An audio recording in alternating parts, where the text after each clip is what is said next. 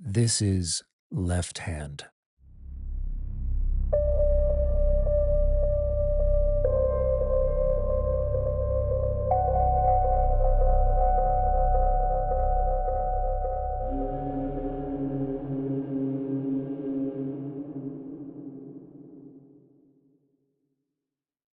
This is Left Hand, and I am your host, Sarepti, aka Craig from the Acid Horizon podcast. And what you're listening to right now is an examination of part two of Georges Bataille's essay, The Psychological Structure of Fascism.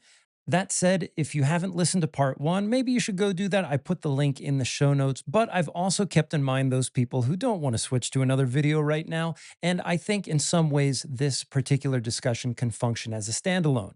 In part one, we discussed what were some of the social and libidinal factors that led to a desire for fascism, looking in particular at the way fascism emerges out of a kind of social exclusion that happens at the level of class. In other words, to be a worker under capitalism means to be subjected by all kinds of social rules and norms and to be included within the social totality, or what Bataille calls homogeneity, but to be firmly excluded from the ownership of the means of production, the ability to control the surplus value and the products of one's labor. And the tentative conclusion that we came to at the end of that video was that the real liberation of the working class and those subjected by capital begins with their realization of their imminent relationship with the reproduction of society. And since Bataille himself begins with Marxist predicates in this essay, one of the ways that Bataille, at the time of writing this essay, might be imagining how to combat that oppression is through a seizing of the means of production, as we see in Marx's writing. It might also be worth mentioning that Bataille has an ambivalent and nuanced relationship with Marxism, especially as he develops over a lifetime his theory of the production of excess and expenditure in the volumes entitled The Accursed Share. Fascism, on the other hand, for Bataille, is not about abolishing those conditions which bring about the class struggle, but the coalescing of forces around a kind of leadership that elevates itself and makes itself transcendent, high above the sphere of social reproduction. And lastly, one of the claims that we made at the end of the video is that fascism negotiates a tenuous alliance with the forces of capital. This was a point of contention in some of the comments that I received in the first video, but we need only to look back at history. And for example, the way that the Nazi Party emerged in the 1930s, there were several right wing nationalist capitalists who both funded and ideologically supported Hitler and the rise of the Nazi Party in the early 1930s, which is simply to say that capitalism has historically been instrumental in buttressing the rise of fascist movements.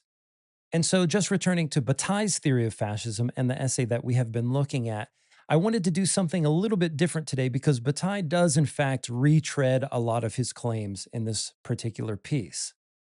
But it's also in this essay that he puts forward a theory of sovereignty. And this concept of sovereignty appears time and again in Bataille's work, although when we see it in these different places, there are slight conceptual differences and inflections. And I think it would be interesting to use this video to talk about the concept of sovereignty in general before moving on to the concept of fascist sovereignty itself. And if you end up sticking around to the end of the video, one of the things that I will address are some of the challenges that people brought up in the comments of the first video. And even some of my friends noticed this too when they read the essay for the first time, which is there's something about Bataille's theory of heterogeneity and homogeneity that just doesn't seem completely adequate in terms of both casting and identifying what seems to be fascism today. And somewhat coincidentally, I picked up Alberto Toscano's book, Late Fascism. And in the very first chapter of that book, he elucidates Bataille's theory of fascism, but he also does so in the context of describing other contemporary theories of fascism in the 1920s, 30s, and 40s. And one of the things that I think Toscano does pretty well within that first chapter is cite some of the social and economic differences that mark the decades subsequent to Bataille's writing of this particular essay. And of course, Bataille, at the time of writing this essay, had not seen World War II nor the end of World War II. nor did he see the post war affluence that visited the imperial core, which Toscano himself talks about and develops a discussion of fascism and reactionary forces that emerged out of the labor movement. And before we start, I just want to say thank you to everyone who supported me after the release of the first two videos. The first was part one of the psychological structure of fascism. I also have an interview with Devin Gouret on Nietzsche and aesthetics that you should check out. And as I begin to develop this channel, there will be more perks and goodies along the way. So become an early Patreon supporter now. Just support me for $5 a month. For the time being, it's going to get you these videos, these monologues, and these interviews much earlier than the general public will receive them. So thank you in advance for subscribing. In fact, while you're listening, you can sneak on over to the Patreon if you're on YouTube or something right now. In any case, let's talk about sovereignty, one of the most important ideas in Bataille's corpus of concepts. So, within Bataille's work, he uses this concept of sovereignty in a few different ways. But one of the things that's common to all of the ways that he uses it is that sovereignty derives from some place outside either the homogeneous social whole or what he calls the restricted economy against a more general economy of cosmic forces. Another thing that we could say all of these uses of the concept of sovereignty have in common is that all of them involve either undermining or rupturing or dissipating epistemological frameworks, ontological frameworks, political frameworks, and the forces that create them. Now, it might not be a big secret to some of you, but one of Bataille's big targets, philosophically speaking, was Hegel. And one of the ways that Bataille uses the concept of sovereignty is to define another concept of his called non knowledge, which Bataille contrasts with the concept of knowledge. And one of the things that he has in mind here is the system of absolute knowledge as it's conceptualized by Hegel. One of the things that Bataille comes to realize through his education from his teacher, Alexander Kojève, who was a Hegel scholar and had a very unique interpretation of Hegel, is that it is true.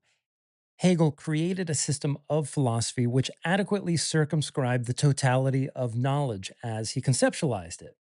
The problem with Hegel on Bataille's terms is that in creating a complete system of knowledge, it also creates a remainder or an excess that occurs in the form of experience.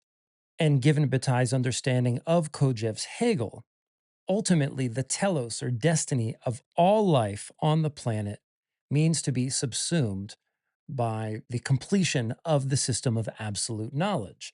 The problem with that is, at any given moment, an existing being experiences a kind of irreducible immediacy. Simply put, when we have an experience or we experience ourselves as alive, there is something radically present about it, and moreover, is experienced as a kind of disequilibrium, something not intending towards completion.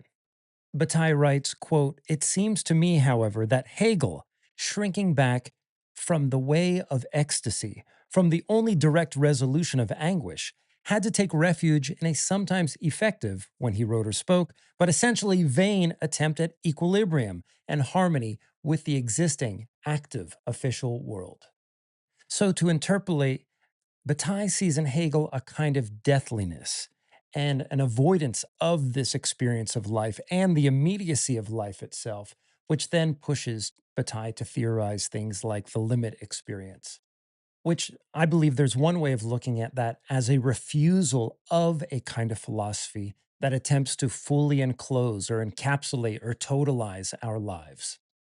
So, to bring it back briefly to the discussion of fascism and the heterogeneous realm, and also those non productive expenditures and that which is deemed disgusting or vermin like or the chaff of society, all of that exists in the heterogeneous realm. And so, those entities, those forces, are those that are deeply tapped into a kind of matrix that not only reconstitutes sovereignty, but also paradoxically dissipates it. And we'll come back to that when we talk about the establishment of fascist sovereignty and those forces which rival it. There is also another important place where Bataille develops the concept of sovereignty, and that is in the second volume of The Accursed Share. and also the notes, which comprise what is called Volume 3 of The Accursed Share, but as I understand it, is not a real volume or was not intended to be separate from that. They're more like notes that Bataille had taken, and then were later assembled into the volume that we find for sale on Zone Books, which in fact I think is the only volume available in the English language right now. But anyway, the sovereign is one who is able to consume and enjoy surpluses without submitting themselves to the trappings of labor and productivity. Now, for Bataille, this can mean a lot of things. I mean, principally, it means someone like the capitalist, for example, who doesn't partake in any of the labor processes in some cases, but arrogates to themselves the surpluses produced by labor. But sovereignty for Bataille can also mean those moments where we are removed from the order of things by dint of the fact we are able to consume beyond utilitarian purpose. And this is something that we do as consumers all of the time. But this is also one of Bataille's critiques is that often this kind of consumption is limited to what we can consume on the market, commodities, for example.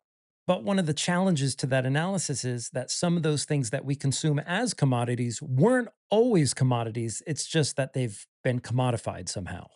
The example that Bataille brings up in The Accursed Share is someone who, after work, will sit down, maybe at a table at a restaurant or a bar, and order a glass of wine. And after that hard day of generating output on the assembly line, they take a sip of that Bordeaux or that Merlot or whatever their favorite drink is. And in the moment of enjoyment, they experience a suspension of the utilitarian order. Now, like I said, wine today is a commodity on the market. You're going to pay anywhere from $11 a bottle to $55 a bottle, depending where you shop. Nonetheless, that does not undermine the immediacy of that experience. And I'm sure Bataille would have a lot to say today about the way that our consumption of things like wine or even sex, for example, are all mediated by the market in the way that creates a kind of impasse to perhaps going to the limit with those experiences. Take the profound and exhilarating experience of skydiving, for example. It's hard to imagine that somebody would pay hundreds of dollars for that experience and not get some pictures because, hey, after you've paid for and had an experience like that, why not use the pictures that you've grabbed, put them online, and generate some social capital? Given the tendencies of a majority of people online today, it seems like there's very few experiences that are for themselves, that all experiences have to be cannibalized for some sort of online recognition. Or, like Mark Fisher says, some of these experiences don't even seem real until we post about them. And Bataille, in his own articulation of the concept of sovereignty, says something similar, but he takes it to the extreme. He writes that those who claim a kind of sovereignty for themselves also reconcile themselves with the impending reality of death, which means they have inoculated themselves from the representation of death, which appears as the anticipation of death. So we can draw a kind of sordid analogy from this. On the one hand, you have the person who can't experience anything without a kind of mediation, without projecting themselves into the future and seeing how the representation of what they've done is going to pan out for them, for example, in the form of online social capital. In the same way, and perhaps the most radical sense, the person who is really living is not imagining the futurity of their death or of their life for that matter. In other words, when we project ourselves into the future toward the moment of our anticipated death, whether we imagine ourselves dying at the age of 88 or what have you, this tears a rift between the present and the future. And this is the same with productivism and the utilitarian schema. The dominant axiom of the utilitarian, of the productivist, of the capitalist, of the Stalinist is one that produces in such a way that allows them to prepare for the future. And in a sense, one of the ways that we diminish our vitality as human beings is through this infinite deferral of our lives, this infinite projection of ourselves, this setting aside of the possibility of being in the present moment because we're always thinking about the future. And this radical presentism of Bataille's, as I call it, links into another concern that Bataille has, which is the elevation of certain ideals to a transcendent value, to the extent that by living those ideals, our lives lose a connection with their own immanence. So, on the one hand, you have the life that projects itself into a future, into an ontology, into a utilitarian schema, into a truth schema. But not only that, it's often the case that you have a life that projects itself into an ideal, into a transcendental value. And readers of Nietzsche are probably going to pick up on the Nietzschean inflection in Bataille's work. And so, as we move ahead to think about the concept of fascist sovereignty, we should keep in mind how that particular form of sovereignty runs up against these critical nodes in Bataille's work.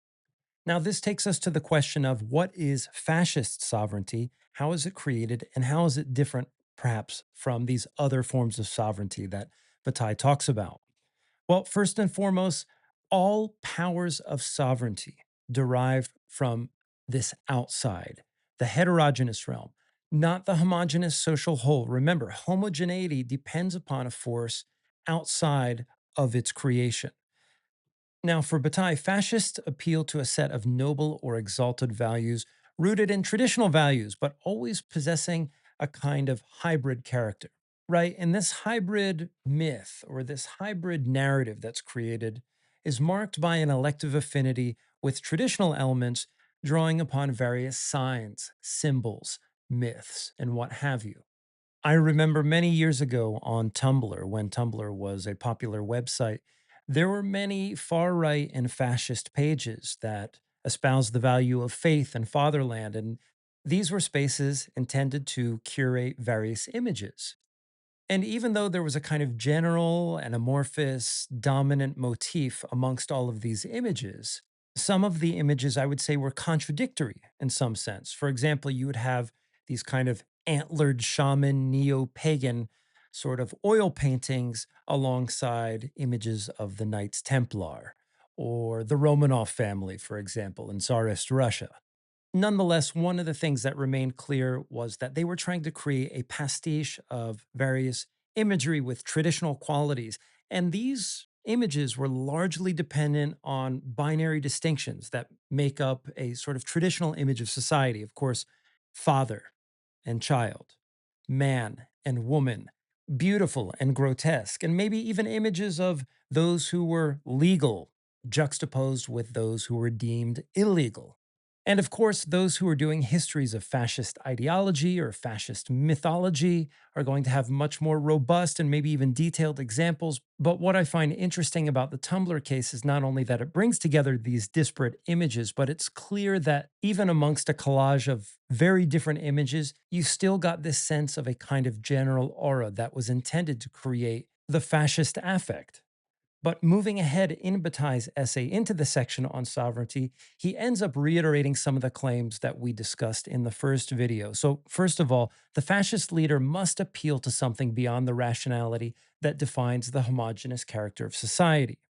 And they distinguish themselves from the other excluded elements of society by further castigating and demonizing what is deemed unclean or unfit for society.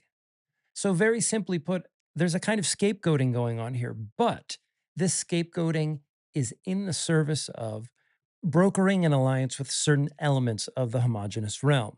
But for Bataille, this is where sadism comes in. In the first video, we talked about how in the heterogeneous realm, this is the realm of non productive expenditure. This is the realm of excess.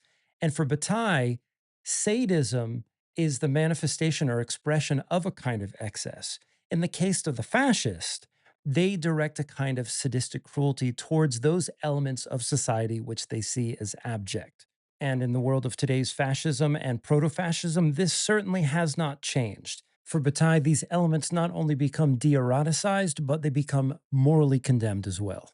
And this is one of the big moves in the establishment of a fascist sovereignty for Bataille. It's the heterogeneous realm making appeals to the homogeneous world through things like moral panics, scapegoating, and fostering contempt for those elements of society deemed degenerate. And so, in its own way, fascism responds to the escalating crises of capitalism by imposing crueler dictums and amplifying disdain for elements within a society that are not accommodated or cast out by social homogeneity. Bataille also observes that fascism's power and the production of its figurehead or despot are akin to what we see in the production of feudal societies. But he also admits that this analogy breaks down at some point. And it's at this point in Bataille's essay that he deploys what's probably one of his most intricate arguments, but I will give a reduced form of it here. The basic argument is this is that when a state is constructed, it assumes the character of having to be, which means that it becomes imbued with this moral imperative, of course, constructed from an outside source, which is the king or the despot. Now, the king or the ruler, even though they are influenced by the reason of the state, they ultimately maintain a distinct separation as a kind of divine authority. So, in this capacity, the royal seat or the throne reserves the right to opt out of the mandates that it oversees, and thus, once again, embodies a kind of heterogeneous existence that transcends the constraints of homogeneity. And here, Bataille formulates a precursor of sorts of the philosophy of Giorgio Agamben and his concept of the state of exception.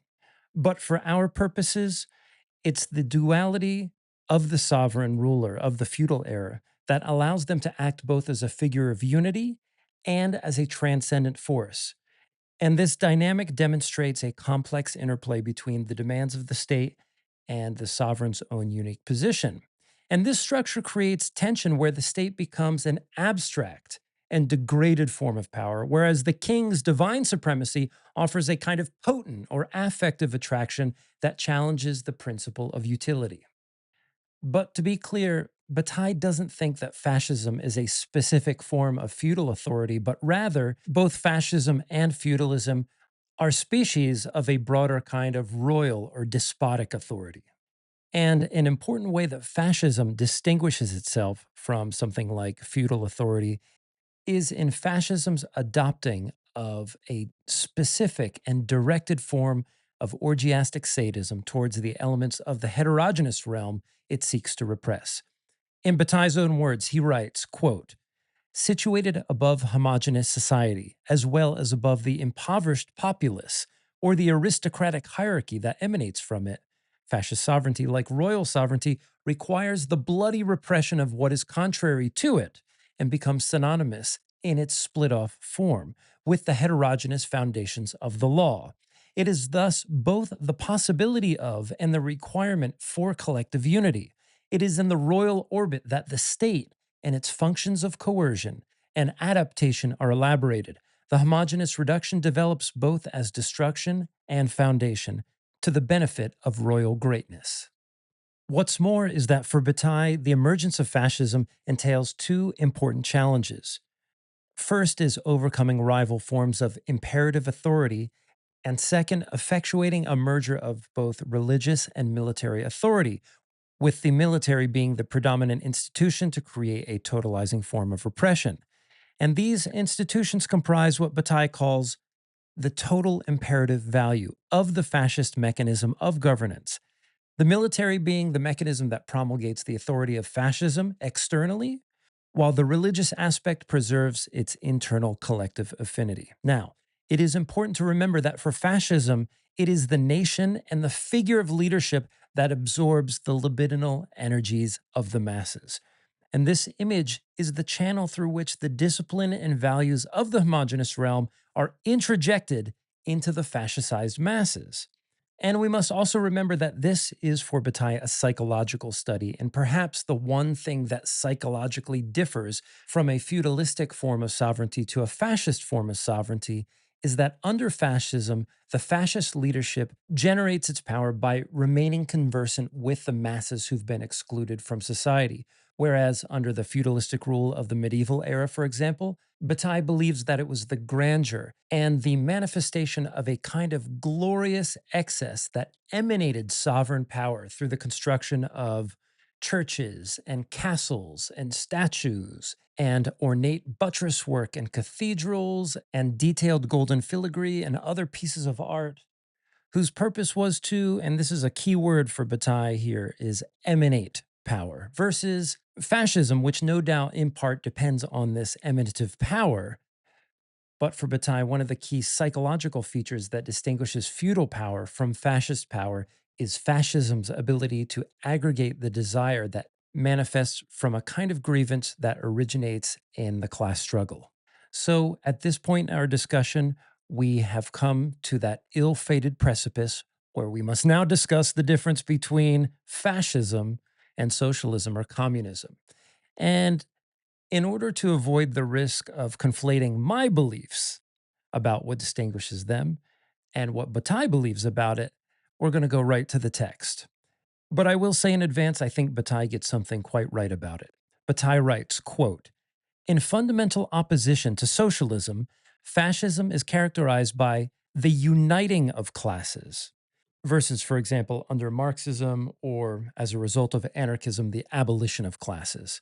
But Bataille continues, "Not that classes conscious of their unity have adhered to the regime, but because expressive elements of each class have been represented in the deep movements of adherence that led to the seizing of power. Here, the specific type of unification is actually derived from properly military affectivity, which is to say that the representative elements of the exploited classes have been included in the affective process only through the negation of their own nature, just as the social nature of the recruit is negated by means of uniforms and parades." So I'll stop here for a moment because this is something that we, and when I say we, I mean the podcast Acid Horizon, wrote in our book Anti-Oculus, A Philosophy of Escape, which we put out on Repeater Books in 2023. In the last chapter of that book, we discuss the nature of fascist desire and the fascist imaginary, and Bataille comes to a similar conclusion that we did. And that is that basically the libidinal cost of becoming a fascist is an overinvestment in this military affectivity that Bataille talks about. And this is an idea that's not unique to Bataille's work. In fact, if you look at Friedrich Nietzsche's Human, All Too Human, he discusses this concept he calls dividuum, where at the risk of experiencing the multiplicity of life, that we cower in a kind of existential fear behind a single facet of who we are. And this is something that we see in young people all the time growing up when we have an identity complex, for example, when we feel the insecurity of the onset of puberty, for example, and emergent adolescence. Young people throw themselves behind a singular identity. And of course, this isn't strictly limited to young people. Adults do this too. And arguably, this kind of psychological dynamic occurs as a result of things like economic precarity, loss of identity, previous psychological trauma, and so forth, to the extent that we over identify with one side of ourselves. And some of the examples that Nietzsche gives are the impassioned patriot, for example. But it can also be someone like a mother who has a child and invests her entire existence into that child. Now, you might argue, well, of course, she has to protect that child, she has to raise that child. But also think of parents, for example, who, when their children are 15, 16, 17, 25 years old, and still living vicariously through their children's lives. One way that we could interpret Nietzsche's discussion of this is that at the risk of encountering the utter multiplicity of what makes up our life, from pleasure and pain to all things wonderful and tragic, we tacitly make a pact with ourselves to avoid all of that by investing in a singular or constrained identity. Similarly, a collective psychological precarity might then lead to a collective investment into a particular figurehead or despot who promises emancipation based on fascist values. And so, to go back to Bataille's quote in the essay, he writes, quote, "This process, which blends the different social formations from the bottom up, must be understood as a fundamental process whose scheme is necessarily given in the very formation of the chief, who derives his profound meaning from the fact of having shared the dejected and impoverished life of the proletariat. But, as in the case of military organization, the affective value characteristic of impoverished existence is only displaced and transformed into its opposite And it is its inordinate scope that gives the chief and the whole of the formation the accent of violence without which no army or fascism could be possible. And as we move forward, I want to expand on Bataille's critique of the distinction between socialism and fascism with respect to the discussion of class. Because, in no uncertain terms, fascism has an awareness of class dynamics. The problem with fascism is that it simply does not want to abolish these dynamics. And in many cases, there are nominally left wing socialist political groups today which espouse notions of national sovereignty, things like a return to family and other traditional social features, while condemning the exploitation of workers, but also lambasting the so called excesses of progressive culture. And there is a continuum here. In some cases, the importance of the progressive culture is merely diminished compared to the necessity of class struggle. But still, in more extreme cases, the fight for minority inclusion and rights is completely flattened as an outgrowth of bourgeois ideology. And many of these groups will minimize minority struggles by focusing only on ruling class appropriations of those struggles. For example, some of the discourse around and critique of the professional managerial class is used by some groups as a mask for their resentment towards upwardly mobile women and racial minorities. But before we get any deeper into that, we are going to turn towards a critique and a vindication of Bataille's view in the book by Alberto Toscano, Late Fascism, which came out in 2023. Now, given what's happening in the world in 2024, there is some low hanging fruit when it comes to a discussion of fascism, which is the genocide that's happening in Palestine right now. But just in the interest of concision, focus, and staying on topic, I want to look at Toscano's work as an examination of Bataille's views and some adjacent views, and a revision of the entire problematic of determining what is it that gives rise to fascism. Now, in the first chapters of Toscano's book, one of the things that you will see is that the 20th century has been a veritable inventory of theories of how and why the masses turn to fascism. But the question remains whether to critically approach the emergence of fascism with the lens of economic determinism, or is it a question of history and historical time? Did a deluge of modern forces, in a sense, leave behind swathes of the global population who attached themselves to the purveyors of unrealized images of the past or utopias gone by? Or does the explanation of fascism best begin with an examination of the libidinal structure of capitalism and its tendency to socially demote certain groups of people? Or do we need to, as Bataille did, continue to examine fascism as a psychological phenomenon that can be explained either through unconscious forces or the propagation of certain radical political beliefs? One of the ways that I found Toscano's work useful was not only the comparative task that he lays out. So, for example, he's taking various thinkers like Bataille, Ernst Bloch, Theodor Adorno, and others.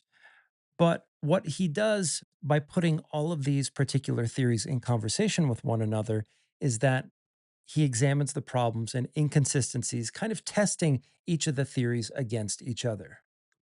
And one of the thinkers that Toscano draws into focus early in the book is the work of Ernst Bloch, who was a Marxist and whose approach to the analysis of fascism finds many similarities with that of Bataille. Now, as we know already, Bataille acknowledges the intense libidinal pull of fascism and its capacity to tap into that side of ourselves with an appetite for mythic connection and one festooned with romantic or utopian images which have never been realized. And Bloch, like Bataille, observes the primary necessity of confronting the contradictions of capital in the present moment, namely the angst and grievance of the organized proletariat in the present with a utopian will or desire that finds itself estranged in the modern conjecture. So, in other words, the force of capitalism, in conjunction with the speed of modernity, gives rise to a yearning for another time or old promises gone unfulfilled. And as we see here, Bloch is tapping into a similar problematic. He's elevating the importance of myth as it relates to the libidinal drives of the proletariat. And Bloch has an interesting term for this. He calls it non synchronous contradiction. And this is a desire for utopian freedom, but it's one that's out of step with the present, but nonetheless libidinally and psychologically consequential for politics. And the challenge, as Bloch notes, is to overcome what he calls the fascist swindle, the dubious promise of the fascist leader to restore social norms which have come to pass and actualize revanchist desires rooted in a mythic image of the past. However, one of the challenges put to Bloch's theory in Toscano's book might be one that you've been thinking of, or a similar challenge that we might put towards Bataille, which is while it might be true that some fascists may suffer a longing for a racially pure utopia, for example, with medieval characteristics, it's not always the case that deeply reactionary tendencies valorize such archaic images. As Toscano points out in his book, it's not only the non synchronous image of the past or the image of the past not in step with historical time, but the nostalgia for synchronicity with an era coming to pass. And so the example that he uses in his text is the valorization of the very real post war affluence experienced in the Western imperial core. And here we're thinking about the heyday of industrialism, Fordism, unionized labor, and the often white and male coded image of the labor imagined on the factory floor. We not only see the elevation of this image of the early 20th century industrial worker held up by those on the right, but there are also left wing movements that manifest these same revanchist tendencies, while they also espouse some of the same productivist values as their capitalist counterparts. And so in this case, you have a real and proximate image, a mythic image of an upwardly mobile, nose to the grindstone industrial proletarian hailing from the United States or Britain or Europe. But one might argue that this image is depoliticized in some sense and therefore false. And it also trucks in a flawed analysis of how, for example, surplus value from labor is extracted. And this is something that we see time and again in those perennial discussions about what constitutes real value in the production of commodities, whether or not, for example, a barista is adding value to a latte by stirring in the flavored syrup versus, for example, the guy on the factory floor making the rivet for the nuclear submarine. And there are a mishmash of notions at work here. For example, that the more physically strenuous the labor, the more value is imbued in what it produces. Now, this particular discussion is not the place to unpack something like a labor theory of value, but Toscano does well to show how a wistfulness for the working class aesthetics of an age gone by comprises something of a new mythic image. He writes, quote, labor and production have returned as objects of nostalgic ressentiment, the superstructure as a dream of the base, rather than thinking that a fully formed working class needs to be won away from the lures of fascism. We could do best to turn away from that false fatality and rethink the composition of a class that could refuse to become the bearer of racial predicate, white, or a national one, British, or in my interpolation, American, Canadian, German, whatever. Class not as the carrier of the fascist virus, but its antibody. And so, just to unpack this a little bit, one of the things that we see in today's American conservative movement, for example, in some political groups that identify with Marxism today, and of course in some fascist groups, this valorization or this ideal of the 20th century working white male. And while this myth, in some sense, is a product of class struggle, there is so much about the valorization of this image that gets class struggle wrong. And here is where some of the challenge to Bataille's theory and Bloch's theory comes in.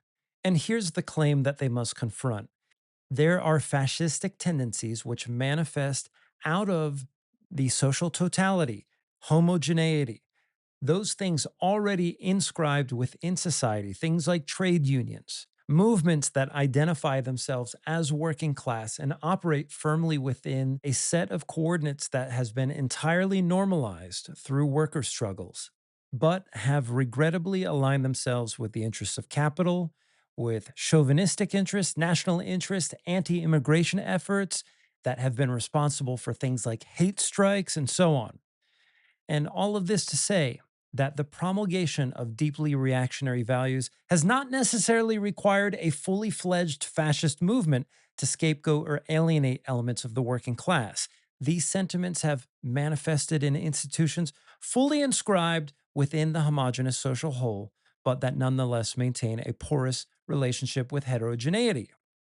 Recently, and shortly after I put out the first video on this essay, I directed the attention of a couple of my friends to this particular essay, and they pointed out a critique very similar to the one that Toscano makes here. But I think there's a way to vindicate Bataille here on the basis of his original writing. Now, what Toscano points out is that today, fascist movements have a somewhat diffuse, a somewhat dissipated character. Some fascistic elements, movements, forces are already operative or inscribed within the social whole. And the fact remains is that there are no current mass movements on the left that pose a revolutionary threat to capitalism anywhere in the world. And one might argue that the emergence of fascism coincided with the failures of the left to effectuate a revolution in those places where fascism emerged in the 20th century. And without that heavy polarization, it's perhaps the case that Bataille's argument doesn't work. However, here's what Bataille writes. As a rule, social homogeneity is a precarious form, at the mercy of violence and even internal dissent. It forms spontaneously in the play of productive organization, but must constantly be protected from the various unruly elements that do not benefit from production, or not enough to suit them, or simply that cannot tolerate the checks that homogeneity imposes on unrest. In such conditions, the protection of homogeneity lies in its recourse to imperative elements which are capable of obliterating the various unruly forces or bringing them under the control of order. I would simply argue that this is what is happening precisely under capitalism today.